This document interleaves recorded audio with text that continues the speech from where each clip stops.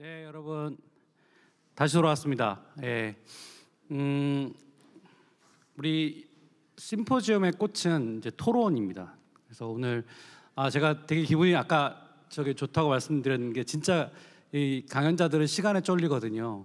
근데 그걸 이렇게 보고 있으니까 재밌더라고요.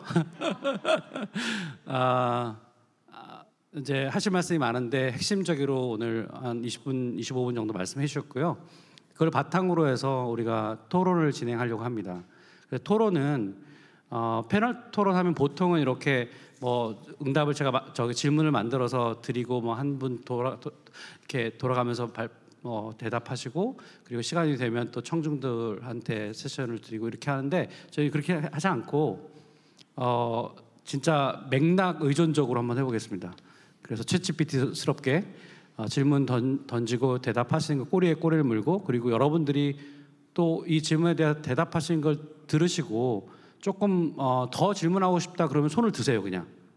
그러면 제가 제 마음대로 제가 마음대로 시키도록 하겠습니다. 안 시킬 수도 있어요. 그러니까 들으시면 되겠습니다. 자, 오늘의 그 심포지엄의 주제는 챗GPT의 충격과 교육혁명, 교육이라는 영역에서 이 챗GPT 생성형 AI가 어떠한 뭐랄까요? 그 함의를 갖고 있는가, 어떠한 쟁점들을 던지고 있는가 이런 주제에 대해서 이야기를 사실 하고자 하는 게 저희 목표인데요. 오늘 이제 여러 각도에서 그 말씀을 해주셨습니다. 우리 챗GPT에 대한 설명 그리고 문명사적 의의 그리고 실제로 교육 현장에서 어떻게 사용할 수 있는지 어떤 문제들을 갖고 있는지 또 어떤 그런 거 관련된 조언들 법적인 이슈 다 일단 크게 다뤘다고 생각합니다. 그래서 제가 챗GPT한테 이런 사항들을 다 입력을 하고 프롬프트에 다 입력을 하고 너는 뭘 질문하고 싶니? 이런 분들한테 라고 질문을 해봤어요. 그랬더니 10가지의 질문을 제가 뽑아왔는데 그중에 다 하진 않고 몇 가지 한번 질문을 해보도록 하겠습니다. 저한테 재밌었던 거는 이거예요. 일부 비판가들은 학생들이 챗GPT와 같은 인공지능 도구를 사용하면 그들의 문해력, 문장력, 표현력, 그리고 창의성의 발전을 제한할 수 있다고 주장합니다. 이러한 우려에 대해 패널분들은 어떻게 생각하시나요? 그리고 이러한 가능성을 최소화하면서 AI 기술의 혜택을 극대화하기 위한 전략이나 교육적 접근법이 있는지 한번 묻고 싶습니다. 이게 챗GPT가 질문한 거거든요. 자, 이 질문의 핵심은 이거 같습니다. 지금 생성형 AI가 우리의 생산성을 높여주는 거에 대해서는 아무도 의심하지 않습니다. 어떤 형태로든 생산성 높아지는데 우리가 마치 내비게이션 그다음에 휴대폰을 사용하면 사용할수록 단기 기억력, 그다음에 공간 지각력이 사실상 퇴보하듯이 이런 것들을 사용하면 문장을 만들어내고 뭔가 에세이를 쓰고 뭔가 창의적인 거를 하는 연습들을 하는 거를 못하게 될 것인데 그렇다면 그런 부분의 능력들이 떨어지는 거 아닌가? 라고 하는 질문입니다. 그 질문에 대해서 우리 이경일 대표님 먼저 말씀해 주시면 좋을 것 같아요. 네. 제가 종종 드는 비유이기도 한데요. 저희 그림을 한번 좀 상상해 보도록 하겠습니다. 그림을 보면 예전에 그 사진기가 나오기 전에 그 많은 그림들을 보면은 상당히 어떻게 우리가 존재하는 이 공간 또 이 물리 세계를 똑같이 표현해낼 수 있을까 하고 굉장히 많이 노력했던 걸 볼 수가 있어요. 르네상스 시대나 그 이전쯤이 되겠죠. 인물화를 보면 똑같이 그리려고 정말 많이 노력을 했고 섬세하게 그림을 그리기도 했었습니다. 그 무렵에 16세기 정도의 사진기가 나왔어요. 그 사진기가 그림을 진짜 똑같이 그리죠. 지금도 그림이라고 하는 영역, 미술이라는 영역이 굉장히 넓은데 이제 하이퍼 리얼리즘이라고 해서 완전 이렇게 이거 사진이야? 하고서 봤는데 화각 한 땀 한 땀 진짜 그린 것 같은 그림들도 존재를 하는 것처럼요. 그러면 사진기가 나와서 사람 손으로 그리지 않고 그냥 한 번에 판박듯이 땅 하고 세상을 완전히 똑같이 그릴 수 있는 게 되었을 때 그럼 화가들은 그림을 그릴 수 있는 능력을 잃어버렸거나 또는 그림을 그릴 수 있는 의욕을 잃었거나 했을까라고 하면은 그거하고 정반대였어요. 왜냐면은 사진을 통해서 본 그림이 한편으로 봤을 땐 놀랍기도 했지만 또 한편으로 봤을 때는 정말 세상과 또 인물과 똑같이 그리면 아름답고 멋있을 줄 알았는데 우리 기대만큼 아름답고 멋있지 않은 것을 이해하게도 됐거든요. 그래서 화가들은 뭘 생각했냐면 거꾸로 아름다움이 무엇인지를 생각하기 시작했던 것 같아요. 도대체 아름다움이 뭐지? 우리는 언제 아름다움을 느끼지? 하면서 아름다움의 정의를 생각하기 시작합니다. 그러면서 본격적으로 발전이 된 게 뭐 그거를 제가 이제 어떻게 보자면 맥락을 맞춘 건데 인상파나 후기 인상파 같은 그림들이에요. 또 피카소처럼 입체, 그리고 뭐 잘 아시는 것처럼 추상화들, 전혀 우리가 보기에 현실을 담고 있지도 않고 또 비슷하지도 않아 보이는 것에서 우리는 아름다움을 느끼거든요. 그래서 말씀하신 거에 대한 제 결론은 물론 이거는 많이 토론이 되고 더 많이 고민이 돼야 되겠지만 제 경험과 제 관점에서는 우리는 우리가 하는 지적 노동을 재평가를 하고 우리가 그동안 익숙하게 그냥 우리가 할 수밖에 없기 때문에 해왔던 일들에 해당이 되는 많은 것들, 특히 글쓰기에 해당이 되는 것들에 대해서 우리보다 잘하냐 못하냐의 문제가 아니라 그 일하는 방식을 재정의할 가능성이 크다라고 생각을 하고요. 그걸 통해서 우리는 과거에 우리 선배들이 그랬던 것처럼 완전히 우리의 지적 노동을 새로운 지평으로 올려놓을 수 있는 가능성을 충분히 가지고 있다라고 생각합니다. 그리고 마지막 한마디는요. 과거에 많은 우리가 얘기했었던 공부 잘하는 사람들, 서울대 가고 뭐 하버드 들어가는 사람들은 답을 잘 쓰는 사람들이었어요. 시험을 잘 본다라는 것은 정답을 알아내는 경우였죠. 근데 점점 더 정답을 잘 말할 수 있는 것보다는 정답보다도 새로운 것을 발견할 수 있는 통찰력 있는 질문을 잘하는 능력이 굉장히 중요해질 것 같아요. 그렇기 때문에 향후의 발전, 누가 질문한 것에 대해서 내가 답을 내는 것이 아니라 답을 낼 수 있는 존재들에게 어떤 통찰력이 있고 어떤 위대한 질문을 할 수 있는가.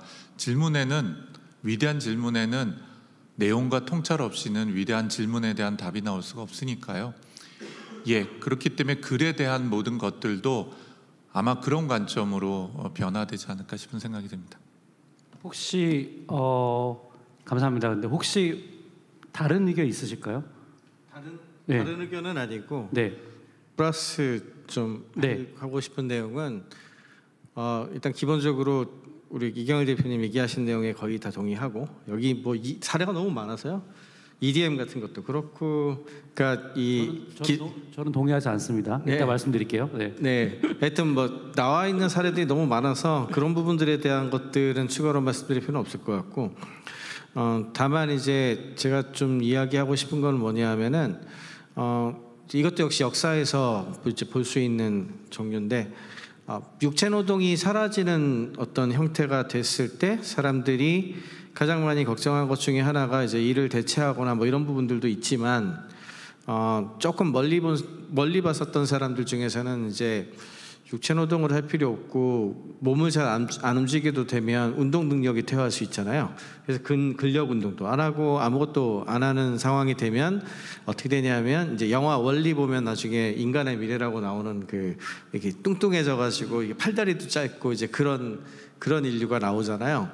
그런 이야기들을 하는데 그 이후에 벌어진 일들을 보면은 우리 인간들이 아직까지도 그럼에도 불구하고 운동 능력도 유지하고 뭐 이렇게 하고 있는 이유는 그게 꼭 생산성하고 관계돼 있어서가 아니고 인간으로서 육체적인 어떤 그런 힘이나 내용이나 이런 거를 유지하기 위한 이제 여러분들이 그 운동을 하시잖아요. 옛날로 보자면 어마무시하게 쓰잘데기 없는 일이죠. 그걸 가지고서 무슨 내가 돈을 버는 것도 아니고 그냥 어떻게 보면은 굉장히 노는 거에 가까운 어떤 그리고 진짜 생산성 없이 밥을 더 먹어야 되고 비용 효율적으로 안 좋은 짓을 골라서 하시고 계시잖아요. 특히 지금 젊은 사람들은 더 그렇게 돼가고 있는데 저는 이제 지식 관련된 파트도 그렇게 될 거라고 생각해요. 그러니까 이게 무슨 뭐 어마무시하게 그 일과 관련된 어떤 그런 부분들하고 연결돼 가지고 그런 게 아니고, 그러니까 우리가 태어나서 인간으로서 뭔가를 기쁘게 생각하고 사회를 유지하고 뭐 이런 여러 가지 활동의 가장 기본적인 특징 중에 하나로서 외우고 여러 가지 하지 않습니까? 그러니까 그런 부분들에 대한 트레이닝이나 내용들을 그냥 하게 될 거라고 생각을 하고, 되려 저는 스포츠나 경기나 게임도 많이 생길 거라고 생각하는 게 지금은 되게 웃기지만 외우기 같은 것들을 하게 되면은 외우는 것들은 메모리 베이스로 할 수 있는 것이 컴퓨터가 잘하니까 할 필요가 없다라고 얘기를 하지만, 되려 외우기 대회라든지 뭐 이런 스포츠 같은 것들, 지금 이 스포츠도 많이 하잖아요. 그리고 그런 걸 좋아하는 사람들, 서포트하는 사람들, 커머디티화되지 않은 것들에 대한 가치 분배의 생각들이 바뀔 거라서 개인적으로는 그런 부분들을 연마하고 공부하고 하는 것들이 사라질 거라고 생각하지 않거든요. 근데 다만 여기서 크게 오류를 범하면 안 되는 건 뭐냐 하면은, 그렇다고 해서 옛날 고전 방식으로 해야 된다라고 하는 건 그야말로 교조적인 접근이고, 예를 들어 컴퓨터와 관련된 이 업무 측면에서 봤을 때에도 어떤 걸 잘해야 되냐 하면은 일하는 방식 자체, 생각하는 방식 자체가 변하게 되는데, 전에 같았으면 많이 외우고 그 다음에 그 생각하는 거 스캔해가지고 쓰는 게 되게 중요했다면, 지금은 프롬프트 엔지니어 같은 거 보시면 아시겠지만 이걸 체인 오브 소트라고 COT라고 부르거든요. 그러니까 이걸 연결 지어가지고 지속적으로 드릴다운하고 연결될 수 있는 걸 잘하는 능력이라든지, 아니면은 인터넷과 함께 굉장히 발전한 능력 중에 발전하거나 그 세계에 잘 적응할 수 있는 어떤 능력 중에 뭐가 있냐 하면은, 그렇게 찾아낸 것들을 굉장히 빠르게 공통점을 찾아서 연결하는 사람들이 그냥 하나를 깊이 했던 사람보다 더 좋은 시기가 열렸거든요. 이처럼 이제 그 기술에 따른 필요로 하는 어떤 그 스킬 세트가 상당히 달라질 거라서 그런 부분들은 여전히 공부하고 연구하고 해야 되겠죠. 네, 그러면 훨씬 더 잘하시는 사람이 될 테니까. 제가 약간 동의하지 못한다라고 하는 측면은, 이제 우리가 조금 그 토론이 더 생산적이 되려면 저는 조금 더 반대 입장을 좀 더 푸시해보고 싶은 생각이 있어서 그런 건데요. 또 저 개인적으로도 좀 사실 굉장히 고민하고 있는 측면입니다. 그러니까 이게 왜 계산기가 처음에 학교에서 쓸 수 있느냐 없느냐를 가지고 미국이 엄청난 디베이트 하다가 쓰는 순간 수학을 가르치는 방식이 달라졌다. 좋아요. 그리고 지금 우리 이 대표님이 말씀하신 것처럼 사진이 등장하면서 새로운 화풍이 생기게 됐다. 좋아요. 자, 근데 그런 것과 우리가 글을 쓰고 말을 하고 뭔가 생각을 해서 연결하고 하는 지식을 생성하는 측면은 저는 조금 본질적으로 다를 수 있다고 생각이 들어요. 그거는 인간의 본질적인 거예요. 그림의 화풍을 다르게 한다는 거하고, 그 다음에 계산을 하는 거는 인간의 본질은 아니라고 봐요. 근데 인간이 커뮤니케이션을 잘하고 뭔가 거기서 지식을 끌어내고 하는 거는 되게 본질적인 측면인데, 이 본질적인 측면에 뭔가 우리를 더 능가하는 것이 등장했다고 생각하고, 혹은 내비게이션이 등장했을 때 우리가 공간지향이 굉장히 퇴보했듯이 우리가 사고하는, 결국 그게 사고하는 힘일 텐데, 어떤 사고력일 텐데, 그것이 혹시 전체 퍼포먼스는 높아지지만, 아까 차경진 교수님한테도 제가 질문하고 싶은 거는, 논문의 퀄리티는 높아질 수 있으나 그 퀄리티를 담보한 것이 우리의 사고력이냐는 거죠. 우리가 사고를 더 잘했기 때문에 나온 것인지, 아니면 그런 도구를 잘 사용했기 때문일 텐데, 그러면 거기서 길은 잘 찾아가더라도 우리의 공간 지향력은 떨어질 수 있잖아요. 그 도구를 씀으로써. 그래서 저는 인류 전체를 생각해 보면 이게 조금 되게 고민스러운 부분이 있다. 이 부분이 이렇게 생각이 들어서 제가 질문을 드린 거였습니다. 네. 제가 이런 질문을 받은 적 있어요, 교수님들한테. 차 교수, 챗GPT가 뭔지는 잘 모르겠지만 요즘 막 뜨는데 이거를 전면적으로 금지해야 되나? 그리고 어떤 뉴스를 보니까 이게 도대체 챗GPT가 쓴 건지 사람이 쓴 건지를 구별을 못하겠다라는 인터뷰가 있더라고요. 저는 초중고생 수준의 과제는 그럴 수 있었다고 생각해요. 왜냐하면 과제의 수준 자체가 지식을 찾고 요약하는 수준의 과제이기 때문이죠. 저는 대학 교육의 과제의 수준이 달라져야 된다고 생각해요. 실제로 챗GPT의 수준을 보면 학생들이 그걸 가지고 오면 그걸 구별을 못한다면 그건 읽지 않아서일 것 같아요. 되게 비슷하게 비슷한 논리로 한 가지 주제에 대해서 하고 있거든요. 결국에는 여러 방면으로 질문해서 그거를 컨텍스츄라이즈 시키고 지식으로 발전시켜서 더 자기만의 창의력을 덧입히는 건 우리 학생들이 이걸로 기존의 과제 수준보다 더 깊은 것들을 찾아내더라고요. 즉 시작 포인트가 계산기가 나왔을 때 연산을 하느라 시간을 쓰지 않고 다른 우리의 수학의 문제를 푸는 것처럼 과제를 우리 학생들한테 줄 때에도 그 과제의 주제나 이런 것들이 요약하는 수준의 지식의 습득보다는 약간의 검색 엔진처럼 우리가 좋은 글을 많이 읽고 좋은 정보들을 많이 보면 이걸 연결하고 좀 눈이 높아지는 것처럼 그런 일종의 검색 엔진 같은 툴로 사용되어지지 않을까. 저는 그런 관점에서는 여전히 챗GPT를 적극적으로 활용해야 인류의 지식의 발전이 더 있을 것 같다는 생각을 합니다. 혹시 네, 우리 고 변호사님. 네, 너무 좋은 자리인데요. 이렇게 심도 깊은 논의가 될지 갑자기 될 줄 몰랐죠. 네, 너무 감사합니다. 저는 인류가 왜 지식을 생산하느냐라고 하는 것은 사실 우리가 노동과 기아로부터 해방되기 위해서라고 생각합니다. 근데 세계를 우리가 돌아보면 아직도 기아에 허덕이는 나라가 있고요. 어느 나라는 너무 잘 살아서 음식물 쓰레기가 막 버려지고 있고, 근데 인류는 아직 이 문제를 해결할 수 있는 지식과 이걸 분배할 수 있는 시스템에 도달하지 못했어요. 현실적으로 가진 자는 더 가지려고 하고, 심지어 그 강대국이 막 약소국 이렇게 침략해서 더 뺏으려고 하고, 자기 이해관계에 반하면 말로 해서 안 들으면 이제 무력을 행사하는 게 아직도 국제 정치이잖아요. 이런 문제를 해결하는 데 있어서 저는 이 생성형 AI가 인류 진화의 역사와 좀 궤를 같이 하는 거라고 생각하고, 우리 사회자님께서 쓰신 번역하신 이 진화론을 얘기한 종의 기원책을 제가 지금 가져왔는데, 결국 우리가 새로운 종의 발전을 눈앞에 두고 있는 게 아닌가 그런 생각이 들고, 우리가 인류가 불을 발견하지 못했으면 아직도 많은 문제가 해결되지 않았을 거잖아요. 오랜 시간에 걸쳐서 여기까지 왔는데 그래도 아직 해결하지 않은 과제들이 있고, 이런 문제들을 해결하는데 이러한 생성형 AI들이 더 좋은 목적으로 잘 쓰일 수 있도록 이제 만드는 것이 우리가 이제 앞으로 해결해 나가야 될 과제라고 생각하고요. 그런 측면에서는 우리가 지금까지 여기까지 온 것도 지식의 보편화 덕분에 여기까지 왔다고 생각합니다. 예를 들면 로마 시대가 아니라 유럽의 중세 시대까지에는 성경이 라틴어로 쓰여져서 일반인들은 못 읽고 성직자만 읽게 했잖아요. 네네. 우리도 조선 시대까지 세종대왕이 한글 창제하기 전까지는 그 어려운 한자로 써놔가지고 나란 말씀 때문에 뭐 사마띠 아니하기 이렇게 했었잖아요. 그런 것들을 지금은 해결돼 있지만 아직도 갈 길은 좀 멀다고 생각하고, 이런 생성형 AI가 우리에겐 굉장히 좋은 툴이 돼서 이 분배의 정의 문제, 그리고 노동과 기아를 해결하는 문제의 목표에 좀 더 가까이 갈 수 있게 하는 수단이 되지 않을까 그렇게 생각을 합니다. 네.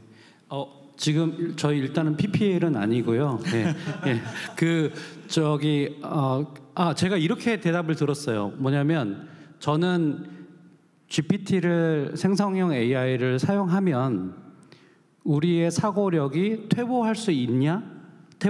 우리 생산성은 높아지지만 퍼포먼스는 높아지면 우리 자체 역량 자체는 조금 퇴보할 수 있는 거 아닌가라고 질문을 던졌고, 그 질문에 대해서 저는 우리 구 변호사님이 어떤 대답을 했다고 생각하냐면, 우리가 우리 역량을 높이는 게 우리의 목표가 아니에요.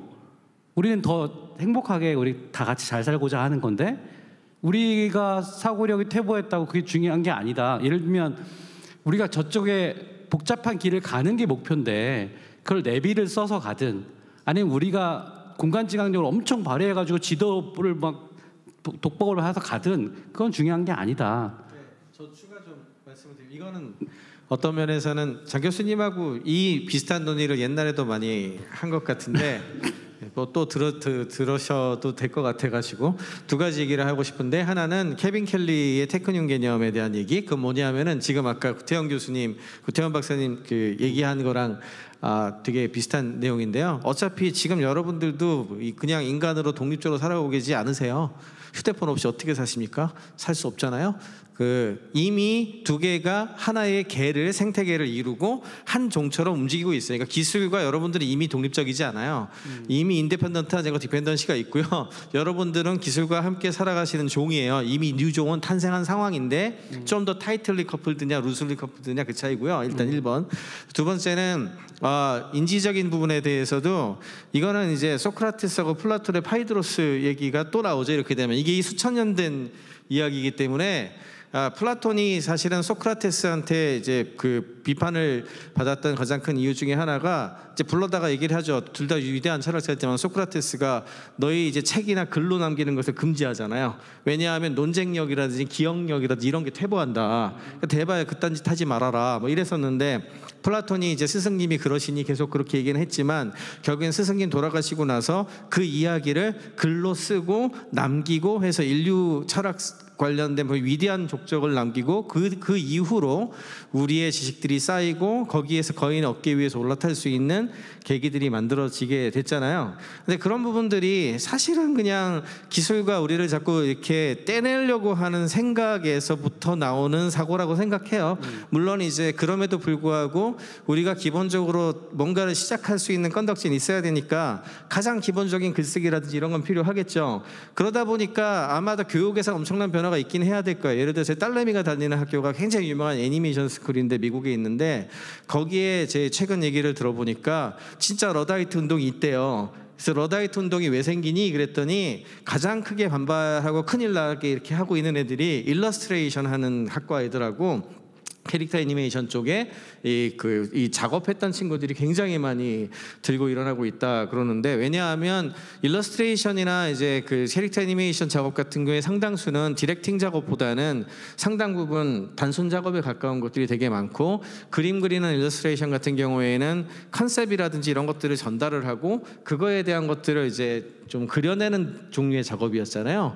근데 놀랍게도 디렉터 트랙에 있는 애들은 굉장히 환영을 하고 있다 그러거든요. 왜 그러냐 그랬더니 뭐 우리 딸도 이제 그런 쪽 관련된 쪽으로 많이 하는데 전에 같았으면 뭐 하나를 만들 때 성우를 섭외를 하고 그 작업도 해야 되고 사람도 많이 필요하고 뭐도 많이 해야 되는데 생각하고 이렇게 한 거를 그려내고 프로토타이핑에서 뭔가를 만들어내는 작업이나 이런 부분이 너무 쉬워지고 할 수 있는 게 많아져서 굉장히 크리에이티브하게 이제 생산성 자체가 되게 높아지는 상황이라고 얘기를 하거든요.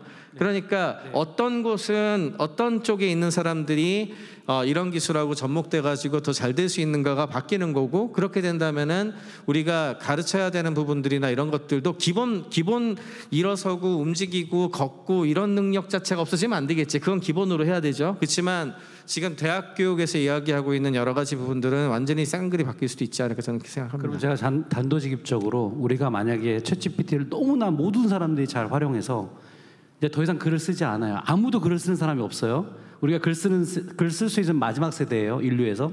그래도 괜찮은 겁니까? 뭐 그렇게 행복하자면 글이 꼭 필요한 건가요? 우리의 종이라고 하는 것이 우리 이 대표님 한번 또 대답을 들어보고. 예, 저는 좀 다른 각도인데요. 네. 아까 이제 장대 교수님 정의를 할 때 글 쓰는 게 우리의 본질에 다 있다라는 가정에서 시작한데 그게 동의가 안 됐어요. 저는 글이라는 게 우리의 소통을 촉진시키기 위해서 우리가 발명한 거죠. 역사 시대 이후로. 그러니까 이게 자연스럽게 인간이 해야 되는 거라면은 아마 유전적으로 그거를 쉽게 배울 수 있도록 태어나는 형태로 진화가 됐어야 될 텐데 죽으라고 공부해야 되잖아요. 그 부분은 제가 조금 해명해 드리면 네. 글 쓰는 건 우리의 본질은 아닌데요. 글을 쓰기 위해서 글의 플롯을 짜고 글에 어떤 표현을 쓸까라고 하는 사고력, 이 사고력은 우리의 본질에 해당되는 그렇죠. 것이죠. 그렇죠. 네. 그런데 그런 사고력을 표현하는 방식은 글도 있고 그림도 있고 플로 차트일 수도 있고 뭐 소프트웨어를 짜는 사람 프로그램 랭귀지일 수도 맞아요. 있죠. 네. 그리고 이건 너무 단순화시킨 건데 챗GPT에다 넣는 프롬프트일 수도 있죠. 네. 어떤 질문을 하거나 그것들을 어떻게 우리가 대응하거나 가공할 수 있냐 하는 거라서 사실 지금 뭐 섣불리 그게 뭐 맞다 틀리다 어떻게 된다라고 저희가 얘기하기는 어려울 텐데요. 결국 말씀하신 본질은 글쓰기보다는 사고 능력이 퇴화할 것이냐 하는 질문이라면 제 기조로 보면은 사고 능력이 오히려 지평이 넓어질 가능성이 있다. 스포일드 되어 있었던 거. 왜냐하면 쓰진 않아도 읽긴 할 거 아니에요. 또 읽는 것에 대한 폭이 훨씬 더 커질 가능성도 있죠. 깊이가 생길 가능성도 있어요. 왜냐하면 아까 제 얘기로 보자면 100만 권의 책을 제가 읽을 수가 없지만 100만 권의 책은 읽은 존재하고 대화를 나눌 수가 있거든요. 그거는 제 목적에 굉장히 뾰족하게. 그리고 하나 더 있는데요. 우리가 그런 두려움이 옛날부터 되게 많았어요. 저도 아까 그 얘기 하려고 하는데 그 세종대왕이 한글 만들려 때 한자 학자들이 제일 반대한 게 그거였어요. 이거 인지 능력 떨어지고 큰일 난다 우리나라. 진짜 그랬거든요. 근데 이 말씀을 드린 게 놀랍게요. 최근에 많은 실험을 했는데요. 저희 솔직히 저 전화번호가 저희 집사람 애 말고는 기억 하나도 못하거든요. 네. 그래서 기억 능력이 쇠퇴했다고 걱정들을 많이 하는데 그래서 실험을 많이 해봤어요. 그래서 그 휴대폰을 뺏고 전화번호를 외우라게 하는 순간에 2달, 3달 만에 다 회복이 됐습니다. 물론 나이가 든 사람은 조금 더 늦게 되긴 하지만 저희 뇌에는 신경가소성이라고 있어요. 그래서 신경가소성 능력이 우리가 상상하는 것보다 월등합니다. 그래서 말씀하신 두 구조로 본다면은 글쓰기 능력은 어쩌면 떨어질 가능성은 있어 보여요. 글 쓰는 것 자체는. 그런데 사고하는 능력이 떨어질까 그건 잘 모르겠는데 안 그럴 것 같다라는 생각이 저는 9대 1 정도나 8대 2고요. 또 하물며 갑자기 전 세계가 셧다운이 돼서 이제 뭐 GPT가 됐든 AI를 못 써서 내가 글을 써야겠다. 그럼 글을 쓰게 될 거예요. 특히 저 어렸을 때 어머님한테 혼나가면서 이 붓글씨 쓰러 다녔거든요. 중국 사람들 붓글씨 다 쓰지만 한국 사람들 중에서 붓글씨 쓸 줄 아는 사람 중에 몇 명 나왔는지 모르겠어요. 제가 보기에는 글쓰기의 절반 정도는 사고가 아니라 아마 스킬에 해당이 되는 건 혹시 아닐까 하는 상상도 합니다. 예. 네. 그리고 회복 가능하다. 네, 좋습니다. 우리 고태영 변호사님. 네, 저는 우리 훌륭한 차 교수님이 나가셨던 티타임스에 이어서 나가서 말씀을 드린 적이 있는데요. 그때는 5%라고 얘기했는데 새로운 지식인이 직업이 생길 것이다. 뭐냐면 지금 말씀하신 걱정하시는 이제 이런 아까 할루시네이션 뭐 이런 것으로 잘 오염된 지식들에 의해서 많은 사람이 영향을 받고 더 이상 생각을 하지 않으면서 이제 잘못된 사고 능력을 가지게 될까를 걱정하시는 거잖아요. 근데 그것들을 치유해주는 정말 뛰어난 사람들이 이제 새로운 현자로서 존경을 받게 되는 거죠. 마치 우리가 자기 몸을 멋있게 우람한 근육으로 만들기 위해서 우리 헬스클럽에 가서 피지컬 트레이닝을 받듯이 그런 지식에 있어서도 그걸 교정해주는 동방박사 같은 분들이 나올 것이고 그분들은 이 GPT 시대에 더욱 환영을 받고 더욱 높은 몸값을 받을 수 있을 것 같아요. 이렇게 두뇌 능력이 아주 뛰어난 분들이 나머지 분들을 위해서 잘못된 지식을 가려주고 그런 역할이 점점 중요하고 특히 중요한 정책 결정을 하는 곳에서는 참모 있잖아요. 옛날 제갈량 같은 사람이 정말 옆에 있어야지만 이 여러 가지 혼돈스럽고 오염된 지식 속에서 정확한 국가 정책, 기업 정책, 교육 정책 등을 결정해낼 수 있을 거거든요. 그래서 저는 실망하지 말고 이러한 툴들을 위해서 더욱 훌륭한 사고 능력을 갖추도록 노력하고 그런 훌륭한 스승들을 만나서 그런 것들을 훈련하면 정말 제갈량이 될 수 있다고 생각하고 제갈량이 되기 더 쉬워지는 시대가 되지 않을까 그런 생각이 합니다. 네. 좀 말씀드리고 싶은데요. 이어서 사실 저희 경영대에 있는 친구들이 AI 예측 모델 이런 것들을 만드는데 처음부터 쉽지 않았습니다. 책을 보고 사실 갑자기 AI 개발자가 고급 개발자가 된다는 건 굉장히 어려운 일이죠. 근데 이 친구들이 빠르게 사실 성장할 수 있었고 코딩의 사고력을 기를 수 있었던 건 바로 뭐 때문이었냐면 깃허브나 뭐 또는 이런 데에 가서 사람들마다 같은 문제를 굉장히 다양한 방식으로 코딩으로 풀거든요. 이런 것들을 보면서 수준이 확 올라가더라고요. 저희는 백지에서 코딩을 하지 않습니다. 가지고 와서 여러 개의 좋은 코드들을 보고 자기만의 사고력으로 괜찮고 빠른 것들을 좀 발견해내는 그러한 능력들을 키울 수가 있었거든요. 저는 구태현 변호사님의 의견에 사실 동의하는 이유가 뭐냐면 얼마 전에 제가 했던 연구가 과연 AI가 번역가 일을 빼앗았느냐 이걸 네네. 사실 연구한 적이 있었는데 실제 번역가 그 시장은 굉장히 커졌습니다. 왜냐하면 번역가의 그 효율이 높아져 가면서 가격은 떨어지고 수요가 더 커지는 거예요. 원래 이 책을 번역할까 말까 고민했던 사람도 더 빨라지니까 가격이 싸지니까 더 하게 되는 거죠. 그런데 초급 번역가들은 직업을 잃게 됐습니다. 왜냐하면 챗GPT 수준보다도 못하거든요. 근데 오히려 고급 번역가들 있잖아요. 아까 새로운 이제 일의 데피니션에 대한 이야기를 하셨는데 실제 챗GPT가 해주는 그런 번역의 수준에서 더 깊은 예를 들면 소설이나 이런 것들을 좀 사람의 문맥으로 사람을 이해하며 공감하면서 썼던 이러한 고급 번역가들은 그 값어치가 더 커졌습니다. 그래서 사실 돈을 더 많이 지불해야 이들을 사용할 수 있었고 그동안에 초급, 중급에 해당됐던 번역가들은 새로운 일을 하게 되는데요. 바로 번역 딥L이나 생성 AI가 번역했던 거를 감수하고 리바이징하는 이제 그러한 역할들로 또한 가게 되는 모습도 보게 된 것 같습니다. 그래서 사실 이 사고력이라는 거는 백지에서 시작을 해야 사고력이 키워진다? 저는 그렇게 생각하지 않습니다. 좋은 글을 보고 다양한 창의적인 많은 것들을 봐야 사고력이 더 높아진다고 생각을 하고 다만 글을 쓸 기회가 없는 거지 글을 쓸 기회가 있으면 창의적으로 글을 쓰게 되지 않을까 마치 우리가 코딩을 더 창의적으로 사고력 있게끔 탄탄하게 만드는 것처럼 그렇게 되지 않을까 저는 실제 경영 현장에서 코딩 사고력의 학생들의 역량이 커지는 걸 보면서 그런 생각을 또 하게 되었습니다. 네, 혹시 예, 예. 우리 청주영 군아 혹시 이 주제에 대한 얘기이시겠죠? 예, 질문 네. 관련되는 건데요. 죄송합니다. 좀 주제가 벗어난 것 같은데 저는 경영학과의 박성준 교수라고 그러고요. 우리 네. 저기 이경일 대표님께 두 개의 질문, 그다음에 차경진 교수님께 한 가지 질문을 좀 드리고 싶습니다.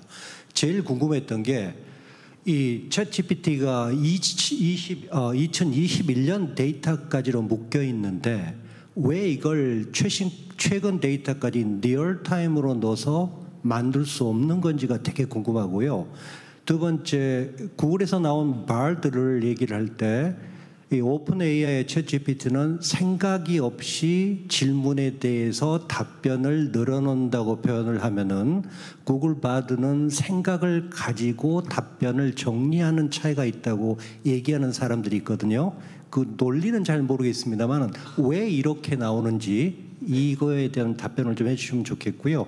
우리 차경주 교수님은 경영학도이시기 때문에 제일 궁금한 게 이 오픈 AI를 가지고 비즈니스 모델을 만들게 되면은 예를 들어서 우리 구글이나 네이버에서 근처 맛집 치면은 리스트가 쫙 나와요. 이걸 챗 GPT하고 연결하면은 여기서 맛집을 예약할 수 있는데 지금 대기 시간이 얘는 3시간이 걸릴 것 같아. 얘는 3자석이 남아 있으니까 여기 가서 가는 게 좋을 것 같아.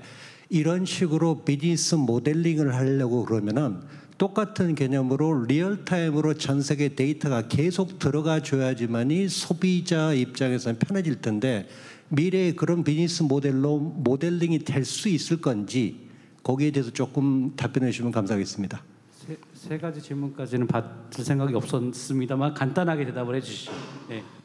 예, 첫 번째는 아까 말씀드린 것처럼 그 챗GPT류의 대화형 AI 같은 경우는요. 아까 이제 저는 라지 랭귀지 모델이라고 그랬고 우리 정지훈 대표님께서는 파운데이션 모델이라고 그랬는데요. 이거 만드는데 시간도 오래 걸리고 돈도 많이 듭니다. 그 챗GPT가 2년 전에 사용했었던 GPT-3를 조금 수정한 3.5라고 주장하고 있는 거를 만드는데 5, 6개월을 학습을 하는데 GPU를 10,000개 사용을 했고요. CPU 코어를 28만 개를 돌렸어요. 동시에. 물론 우리나라는 그걸 동시에 돌릴 수 있는 인프라도 없습니다. 근데 그거 한 번 돌리는데 50억, 60억이 들었는데 사실은 그건 한 번 학습하는 데 돌린 거지 그 뒤에다가 이제 질문하고 대답하는 파인 튜닝이라는 단계를 또 해야 돼요. 이것도 사람이 일일이 다 해줘야 되거든요. 그러니까 이 두 단계가 아까 분리되어 있는 설명을 드렸는데 앞 단계에서 지식과 언어를 학습하고 뒤 단계에서 우리가 할 태스크를 명확히 가르쳐주는 형태가 돼요. 근데 앞 단계 하는데 돈도 많이 들고 시간이 걸리니까 이거를 자주 하기는 힘듭니다. 그러면 실시간 정보를 못 하냐? 아니요, 점점 줄어들고 있고요. 실시간 정보를 확보를 하기 위해서 이 프롬프트에다가 실시간 정보를 잘 정제해서 집어넣어주고 거기에 대한 또 대화를 나누면 실시간 정보에 기반해서 해요. 이제 프롬프트 엔지니어링으로 할 수도 있고요. 또 이번에 구글에서 나올 거라고 예측되어 있는 코파일럿은 knowledge graph라는 것을 그라운딩 한다라고 합니다. 그러니까 knowledge graph라고 되어 있으니까 데이터나 정보를 그래프 형태의 데이터로 바꾸고 그거를 의미적으로 끌어당겨서 챗GPT한테 질문과 대할 때 같이 던져요. 그러니까 이런 방식으로 해서 실시간 데이터를 같이 처리할 수 있도록 하는 여러 방식들이 있습니다. 그다음에 두 번째 질문하신 바드하고 뭐 예를 들자면 챗GPT하고는 어떤 차이가 있는 거냐. 한마디로 그렇게 하면 크게 세 가지 차이가 있죠. 첫 번째는 바드는 람다라고 하는 애 기반에서 만들어졌고 또 이번엔 또 바꾼다고 하기도 해요. 네, 바꾼다고 해요. 람다가 아니라 또 챗GPT는 GPT라고 오픈 AI가 만든 랭귀지 모델에 기반하고 있거든요. 근데 이 두 가지가 아버지는 똑같죠. 트랜스포머라고. 근데 아키텍처가 달라요.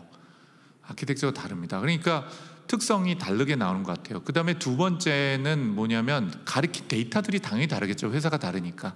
마지막 세 번째가 이제 질문하신 거의 핵심인데 파인 튜닝을 할 때 가리키는 정책이나 대화 스타일을 다르게 가르쳤어요. 그래서 GPT 계열에 대한 것들은 그 GPT 계열 모듈은 특성이 그러니까 이렇게 설명돼요. 람다 계열보다요. 지식에 관련돼 있는 걸 인베딩을 잘하고 지식 질문에 대한 답을 잘 생성해내요. 파인 튜닝을 하면 그것도 더 잘하고요. 반면에 아까 람다 계열에 해당이 되는 애들은 살가운 대화를 해요. 모든 벤치마킹은 그럽니다. 그래서 얘가 굉장히 공감 능력이 좋아요. 엠파시가 되게 높아요. 그래서 생각해서 답변하는 것 같은 느낌을 받는 거죠. 대화처럼. 그러니까 그게 뭐 어느 누구도 완전히 그거를 벤치마킹 해보진 않았는데 결과 생성으로 보면 이 세 가지 특성이 좌우하고 있고 실제로 랭귀지 모델 전체를 보면 다 특성이 달라요. 네, 그래서 현재 하고 있는 거는 이 서로 다른 랭귀지 특성이 다른 애를 인간이 그런 것처럼 얘네들을 콜라보레이션하게 할 수 없을까? 이것도 60년 된 이론이에요. 옛날에 멀티 에이전트 시스템이라고 해서요. 서로 다른 특성을 가지고 개성이 다른 인공지능이 또는 아까 말씀하신 이 어그먼티드 인텔리전스죠. 얘네들이 협력하도록 하는 게 되지 않겠냐는 얘기들도 하고 있어요. 네. 네, 어느 정도는 우리 이 대표님이 말씀을 해주셨는데요. 실시간으로 아예 못하는 건 아닙니다. 근데 지금 생성 AI를 지금 2020년이 아닌 지금 현재까지 하려면 다시 학습시키는 그 비용이 너무 크죠. 그래서 코파일럿의 형태로 지금 네이버도 7월에 출시한다고 한 것 같은데 웨이브라는 브라우저 옆에 코파일럿으로 예를 들면 예전에는 우리 위치 기반으로 맛집을 추천밖에 못 해주고 사람이 막 고민해서 골랐어야 됐으면 방 예약이 되고 몇 명이 들어가고 거리 기준이나 여러 가지 저의 맥락 10분 안에 갈 수 있는 뭐 어린아이들이 좋아할 만한 맛집을 해줘 이제 이렇게 했었을 때는 그 정보를 기반으로 그 떠있는 왼쪽에 있는 정보를 기반으로 아까는 난리지 그래프 구글에서 시도하는 건 그런 것들이고 그래서 오른쪽에 이제 요약하고 보여주고 우선순위를 보여줄 수는 있겠죠. 그래서 아예 불가능한 건 아니라고 생각이 듭니다. 가장 핵심적으로 바뀐 거는 고객의 맥락적 기반으로 검색하고 빠르게 의사결정을 할 수 있게끔 도와주는 역할은 할 수 있을 거라고 봅니다. 네. 근데 지금 그 대답하신 것 중에 바드하고 챗GPT가 약간 대화의 스타일이 좀 다르다라고 하는 표현을 아까 교수님이 질문하셨던 쉘로우하냐 딥하냐라는 측면은 아닌 것이죠.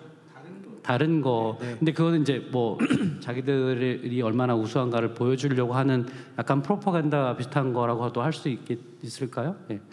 근데 그 촘스키를 비롯해서 많은 비판가들이 챗GPT 계열의 이런 생성 AI를 비판하면서 꼭 하는 말이 이거거든요. 얘네들은 설명을 하지 못한다.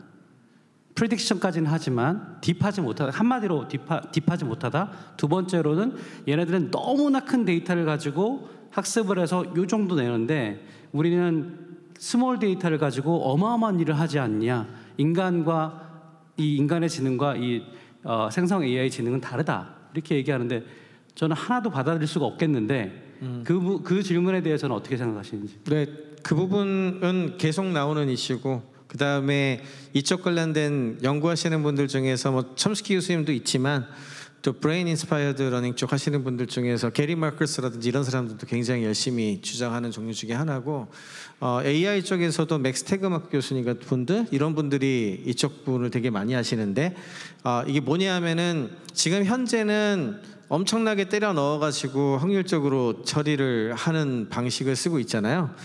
근데 이게 이제 널리 퍼지고 많은 사람들이 쓰고 이렇게 됐을 때 이제 그 중요한 이슈가 여러 가지가 좀 제기가 되지만 그 몇 가지로 정리를 하면은 일단 첫 번째는 hallucination이나 reliability 이제 이런 이슈도 있지만 또 하나가 엄청나게 많은 사람들이 쓰게 됐을 때 효율 문제 발생을 항상 얘기를 해요. 그래서 이게 왜 중요하냐면 GPU 리소스 문제 지금 쟁탈전 벌어지고 있는데 그런 거라든지 우리 환경 문제라든지 이런 거하고도 다 관계된 부분이잖아요. 그래서 이제 넥스트의 가장 중요한 어떤 그 기술적 발전 부분에 그 숙제가 들어가 있다라고 생각을 하시면 될 것 같아요. 그러니까 이제 이거는 그 좀 다른 영역이긴 한데 제가 이제 미국에서 공부했을 때 되게 이 접근을 보고 깜짝 놀랐었던 부분인데 저희 박사 쪽에 6차 하모닉을 이게 좀 어려운 얘기니까 굉장히 컴퓨터를 많이 써야 되는 리소스로 이제 이미지를 만드는 작업을 하던 친구가 하나 있었어요. 그래서 이 친구가 나중에 이제 결국 MIT를 가게 되는데 MIT 하버드 쪽으로 이제 그 오퍼를 받아서 가게 되는데 그때 그 전에는 이제 왜 사람들이 이 부분에 대해서 뭐라 그랬었냐면 그걸 하기 위해서 하루 종일 컴퓨터를 돌렸거든요. 하루 종일 컴퓨터를 돌려서 한 장이 나왔단 말이에요.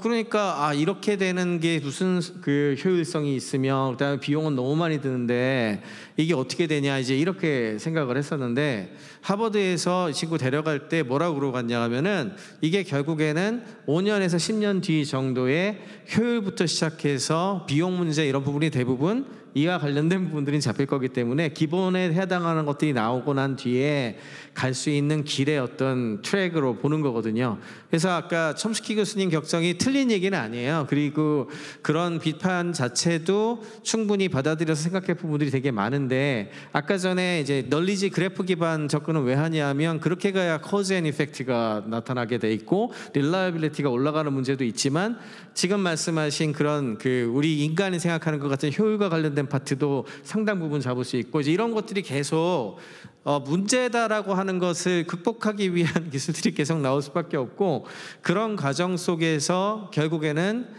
이게 해결될 그 우리 장도 안에 있는 거라고 저는 생각을 하고 있습니다. 자, 헐루시네이션 문제가 나와서 지금 우리보다 훨씬 더 미국에서 헐루시네이션 문제를 심각하게 보는 것 같긴 해요. 근데 저는 개인적으로 인간이 더 헐루시네이션이 많다고 생각하거든요. 개인차는 물론 있지만 그래서 이게 얼마나 심각한 문제인지 잘 모르겠어요, 솔직히. 예. 오픈 AI를 한국으로 데려오면은 유언비어 유포죄라고 있습니다. 그걸로 처벌할 수 이게 바로 대표적인 유언비어거든요. 근데 우리가 유언비어인 걸 알고 있기 때문에 뭐 처벌할 일은 없고요. 그래서 근데 지금 문제인 거는 말씀드린 대로 아까 말씀드린 건 아주 굉장히 지식 능력이 뛰어난 전문가가 언제나 옆에서 이런 오픈 생성형 언어 모델을 이용할 때 도움을 주기는 어렵잖아요. 그러니까 이것 때문에 잘못 판단을 해서 정말 잘못된 결과를 하는 또 사장님한테 보고서를 써서 들어갔는데 엉뚱한 얘기를 해가지고 완전 너 왜 이렇게 능력이 없냐라고 하고 회사에서 만약에 그만두게 된다든지 이런 식의 일들이 앞으로 상당 기간은 많이 나타날 것 같아요. 근데 우리는 이제 인류는 이런 과정을 통해서 항상 이를 극복하는 역사를 가지고 있잖아요. 그래서 그 과정이라고 생각합니다. 네.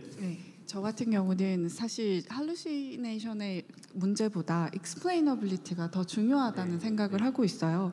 최근에 이제 저희 연구실에서 AI 채용 솔루션을 개발을 했었는데 한참 공기업에서 뭐 채용 비리 나오고 AI가 더 공정할 것이다 막 이렇게 생각했었던 시절이 있었어요. 근데 사람들이 이걸 써보니까 왜 이 사람이 합격이고 왜 이 사람이 이 역량에 맞지 않는지에 대해서 설명하지 못하면 그걸 맹목적으로 수용한다는 건 되게 어려운 일이에요. 왜 그런지 저희가 그 채용 솔루션에 시각화를 시켰어요.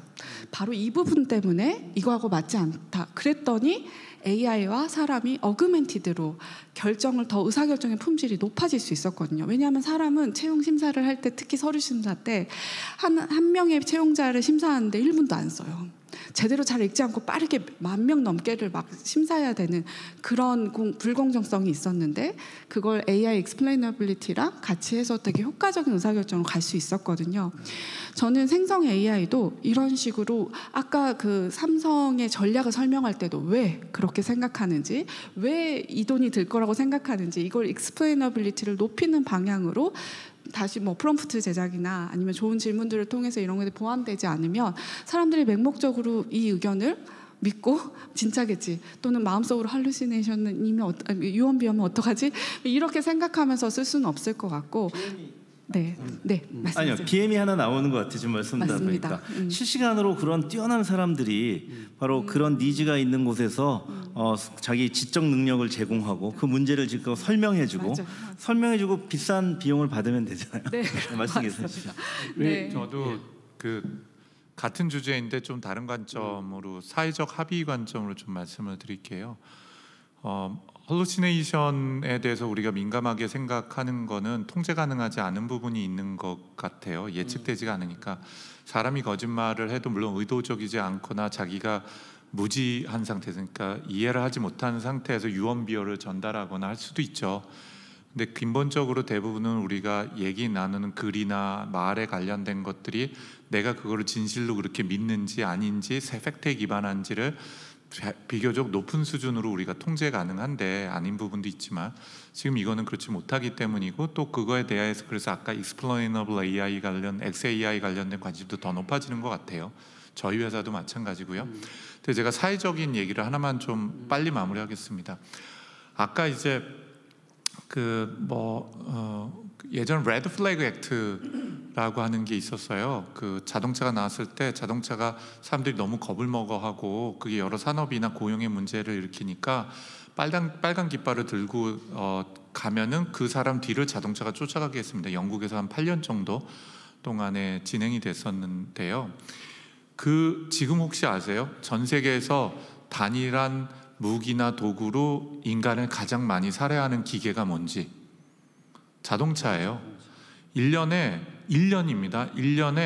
대한민국 중대형 도시 하나씩이 없어지는데 전 세계로 보면 135만 명씩이 교통사고로 죽어요. 죽는 게 135만 명이에요. 죽는 게. 그러면 다리가 뭐 절단된다거나 또는 누워 있다든지 또는 뭐 예를 들자면은 뭐라고 돼야 돼요. 많이 다쳤다든지 하는 굉장히 많은 걸 하면은 세볼 수가 없을 것 같아요. 그 통계는 제가 안 알아봤는데 1년에 135만 명을 길에서 치여서 즉사를 시키는 도구를 길거리에 우리는 내보내고 있어요. 위험한데 지금 전쟁 나도요 10만 명이 아니라 몇만 명도 안 죽어요. 지금 3년 내내 전쟁을 하고 있어도. 그럼 왜 우리는 1년에 135만 명을 죽이면서까지 자동차를 쓰냐? 그건 이제 자동차를 쓰는 효용 가치와 그걸 쓰는 사회적 가치, 경제적 가치, 모든 효용성이 그거로부터 135만 명이 죽는 것보다는 그 효용성이 높은 것을 사회적으로 우리가 합의를 한 상태가 되는 거죠. 근데 그 합의를 해 가는 과정이 한 100년이 걸린 거예요. 근데 그러면 지금부터 지금 우리가 고민하는 이런 것들도 사회적 합의가 돼서 리스크를 테이크를 하면서 사용하게 될까? 저는 일단 그럴 거라고 봐요. 왜냐? 우리가 3가지 방식으로 그거를 해칭을 해왔거든요. 첫 번째는 시스템을 만들었어요. 어떤 시스템이냐? 도로에다 옛날에 그런 거 없었잖아요. 도로에다 차선을 그리고요. 사거리에다가 신호등을 달았어요. 그래도 교통사고 나죠. 근데 줄어요. 이게 있죠. 1번. 두 번째는 제도하고 법규가 만들어져요. 술 먹고 자꾸 운전하면 잡아 쳐넣는 거죠. 감옥에다가. 그리고 길에서 어린이 치이는 또 그것도 뭐 시스템하고 법하고 같이 묶여져 있는 건데 30km 이상 못 달리고 그렇게 되면은 또 감옥 보내는 거죠. 세 번째가 중요한데요. 보상을 하는데 보험이 있죠. 이왕 죽게 된다고 하는 아내가 죽고 남편이 죽었어요. 교통사고로. 너무 열받고 화나죠. 그 운전한 사람 죽이고 싶은 마음이 들어요. 근데 왜 우리가 그 시스템을 받아들였냐? 돌아가셨는데 그 보상으로 보험료로 10억, 20억씩 주어지는 거예요. 제가 그게 옳다라는 게 아니라 정의라는 게 아니라 우리는 그 3가지 방식으로 기술이 주는 효용성을 사회적으로 수용하는 능력이 되게 탁월한 종족이에요. 호모사피엔스 사피엔스가. 그리고 저는 지금 우리가 고려하고 있는 홀루시네이션을 포함한 모든 것들이 적정 수준 이상이 되는 순간에 우리는 이 3가지 방식을 통해서 수용하고 사회적 합의를 하고 그 효용성을 극대화하리라고 생각을 합니다. 네, 자 우리 또 청중들의 질문들이 있을 것 같은데요. 질문 있으신 분들은 뭐 지금과 관련된 질문도 좋고 아니면 다른 주제 오늘 전체 큰 주제에 맞는 다른 질문도 좋습니다. 손을 들어서 질문해 주시면, 그리고 질문하실 때는 누구를 지정해서 하나 질문만 해주세요. 예, 그렇게 해주시면 좋겠습니다. 질문 혹시 있으신 분? 예.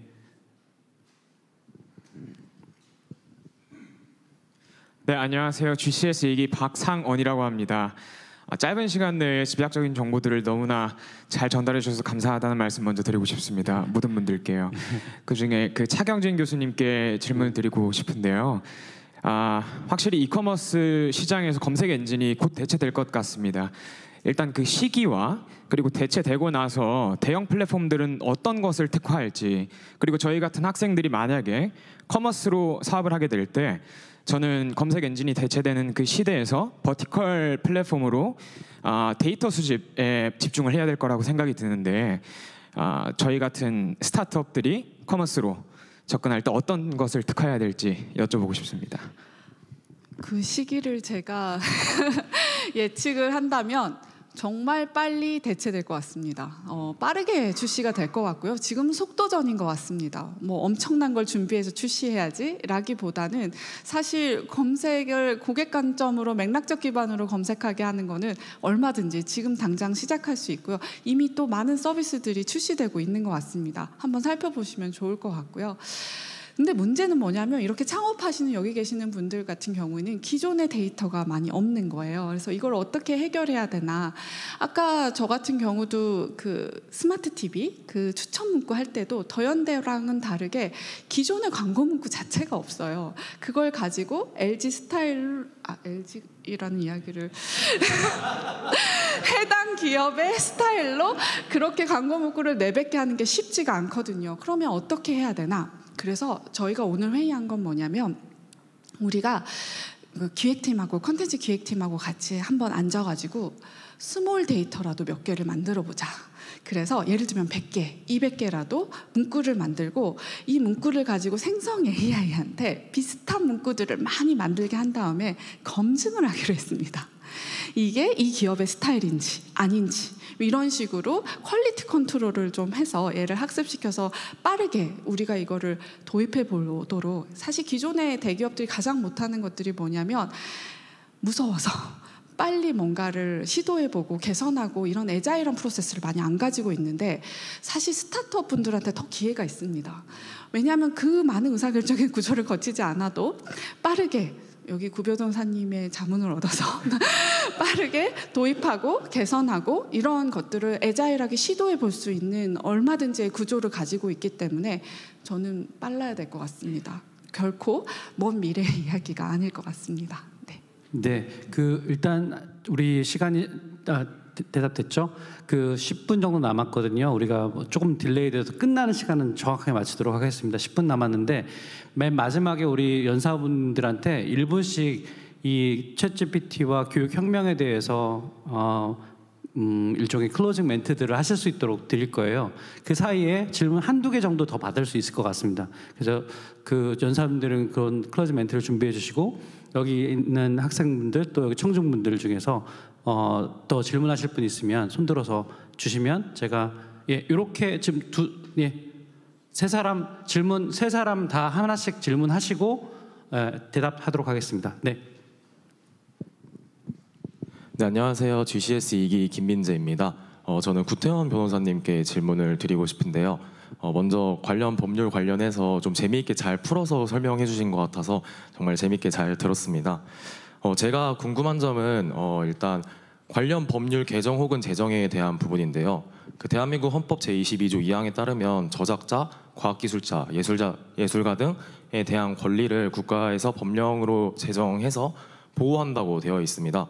근데 지금 나오고 있는 개정안들이나 제정안들을 보면 가장 국가의 최상위법인 헌법을 위배하는 위헌 논란이 있을 수도 있다고 생각하고, 제가 만약에 저작가라면 그 부분에 있어서 위헌 소송에 소를 제기하고 싶다라는 마음이 들 것 같은데, 이 부분에 있어서는 어떻게 생각하시는지 궁금합니다. 네, 아까 맨 오른쪽. 네. 네. 네. 네, 안녕하세요. 가천대 GCS 2기 박상현이라고 합니다. 시간이 없으니까 빨리 질문하겠습니다. 네, AI 기술은 아까 예시를 들면 설명해 주신 글자나 사진, 번역 등과는 완전히 다른 기술이라 생각하거든요. 통신의 경우에는 사람들의 소통을 쉽게 해줬다는 1차원적인 문제 해결이고, 글의 경우에도 글 쓴 사람의 지식을 저장하고 전달할 수 있는 그런 1차원적인 문제 해결을 생각합니다. 근데 가까운 미래에는 높은 수준의 번역가는 더 높은 대우를 받고 높은 지식을 가진 사람은 더 높은 대우를 받을 수 있겠지만, 지금과 같은 형태로 계속 누적된 지식을 AI가 쌓는다면은 조금 한 먼 미래에는 어떤 부분도 인간이 해결해야 될 문제가 없고 어떠한 분야도 AI보다 나은 부분이 없다면은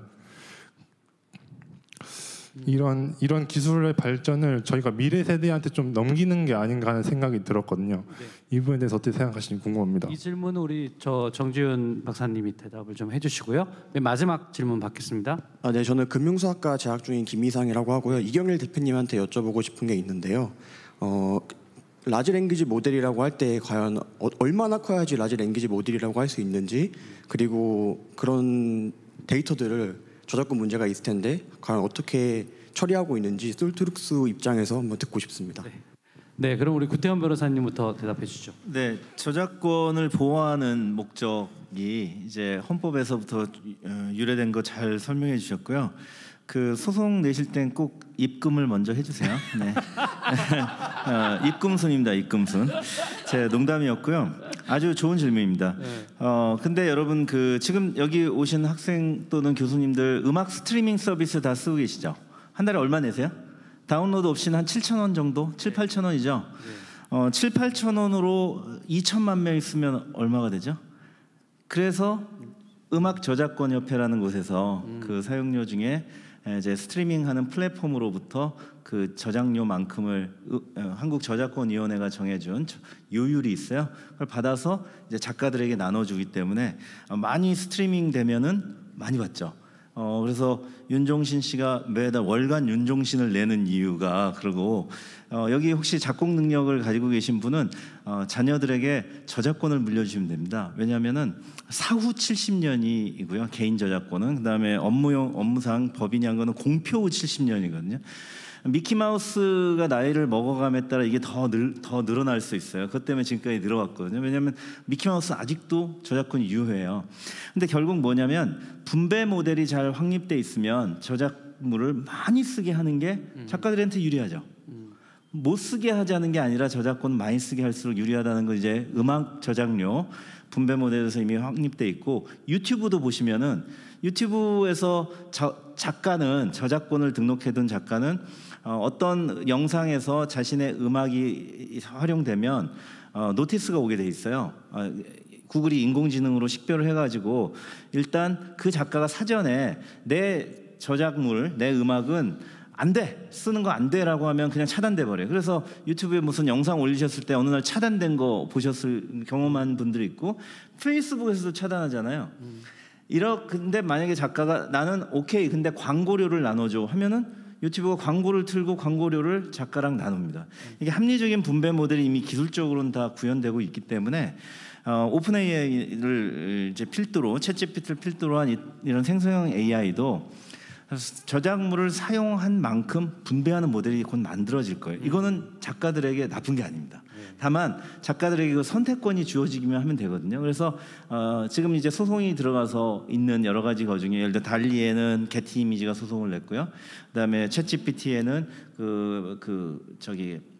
기트허브에 올린 프로그래머들이 소송을 냈는데, 결국 이 얘기는 쓰지 말라는 게 아니라 분배 모델을 만들어주는 쪽으로 귀결이 돼서 모두에게 합리적인 제도가 되고, 그러면 이제 이용자들은 남의 저작물을 쉽게 걱정 없이 적은 비용으로 이용할 수 있게 되고, 플랫폼은 그렇게 수집된 돈 한 달에 20불씩 내는 돈을 모아가지고 그 작가들에게 분배해주는, 원 저작자는 분배해주는 모델로 이제 발전해 나갈 것 같거든요. 이게 이제 제가 기대하는 방향입니다. 감사합니다. 네.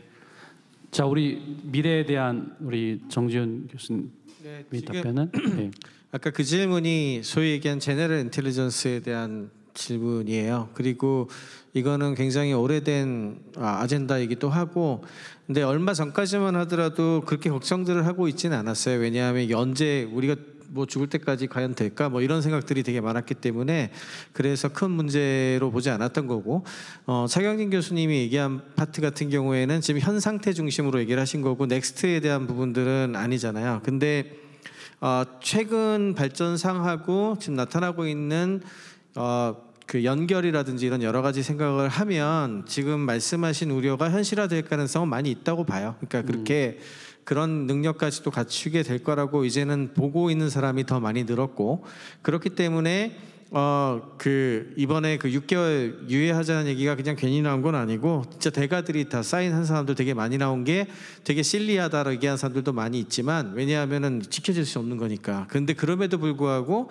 그 이야기를 한 것에는 그런 정도의 생각은 하고 있는 거거든요. 이제 다만 아까 이제 우리 그 이경일 대표님이 이거에 되게 중요한 대응에 대한 이야기를 잠깐 하셨는데 인간이 다행히 이런 부분들에 대한 센서티비티가 좀 있고 그거를 인지한 다음에 비교적 이런 문제를 대응하기 위해 상당 부분 굉장히 액티브하게 미리미리 안전장